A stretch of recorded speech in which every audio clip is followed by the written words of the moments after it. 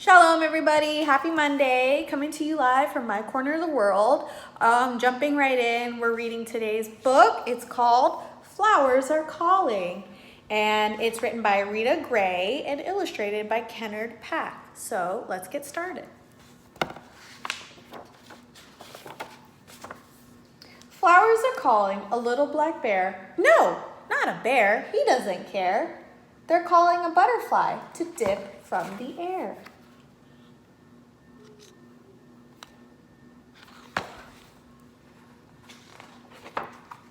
Flowers are calling a wet green frog. No, not a frog. She likes her soggy bog.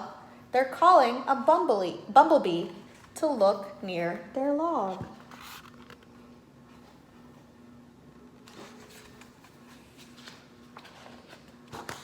Flowers are calling a porcupine. No, not a porcupine. She wouldn't take the time. They're calling a hummingbird to sip at their vine.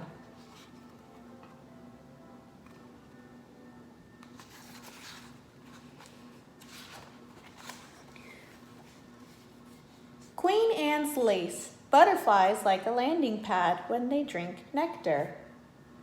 Monkshood, butterflies are hefty enough to push deep inside a monkshood flower where nectar is stored. And trumpet honeysuckle, hummingbirds use their long tongues to reach the nectar hidden in the deep tubular flowers and hover as they drink.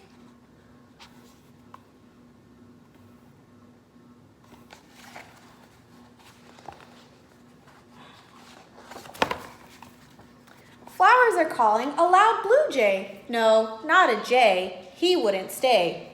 They're calling a honeybee to fly their way.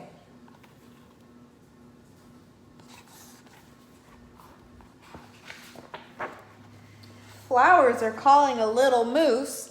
No, not a moose. What would be the use? They're calling a beetle to eat their pollen loose.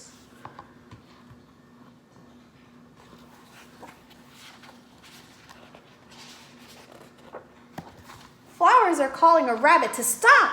No, not a rabbit. It's not their habit to call a rabbit. He might grab it. They're calling a bee fly to visit their spot.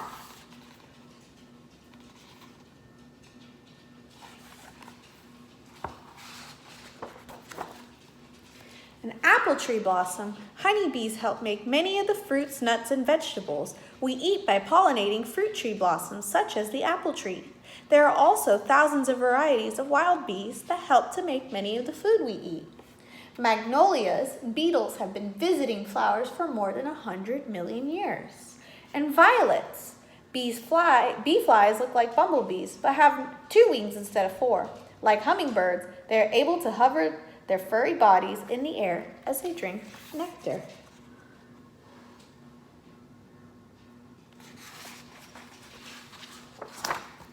Flowers are calling a small brown snake. No, not a snake, for goodness sake. They're calling a pollen wasp with nectar to take.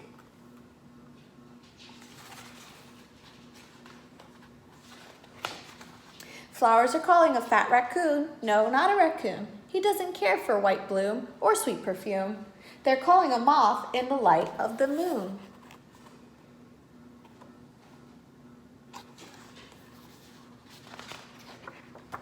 Flowers are calling a desert deer. No, not a deer. He can't even get near.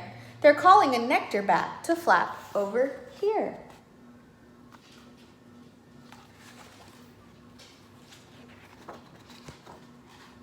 Blow out beard tongues. Pollen wasps like bees make loaves of nectar and pollen to feed their young.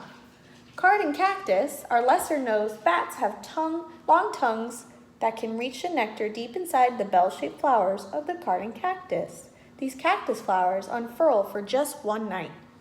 And the moonflower in Carolina, sphinx moth. Sphinx moths are expert flyers with very long tongues. Like garden cactus, the blooms of moonflowers open for just one night and depend on the nighttime visits of moths to pollinate.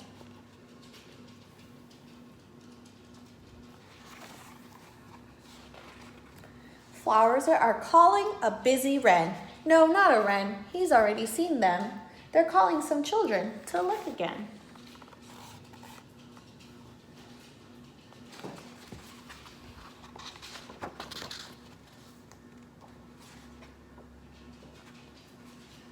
The end. Super cute. I really like that it went throughout the book and showed you different flowers that are in the story, and it rhymed too.